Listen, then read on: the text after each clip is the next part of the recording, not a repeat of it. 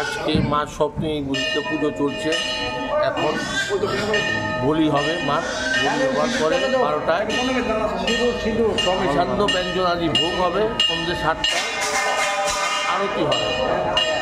মূলত এই পুজোটার তথ্য কী রয়েছে, কাহিনী কী রয়েছে?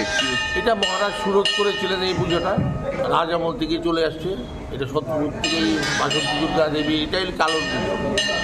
আর অকালে রামচন্দ্র যখন রাবণ বধের জন্য অকাল বোধন করেছিলেন, সেটা হলো আশ্বিনে অকাল বোধন, শারদীয় যেটা। আর এই বাসন্তী এইগুলো বোধন, মার কোনো বোধন নেই, মা এখন জাগ্রতা, সেই জন্য এটা বোধন লাগে না, এটাই কারণ।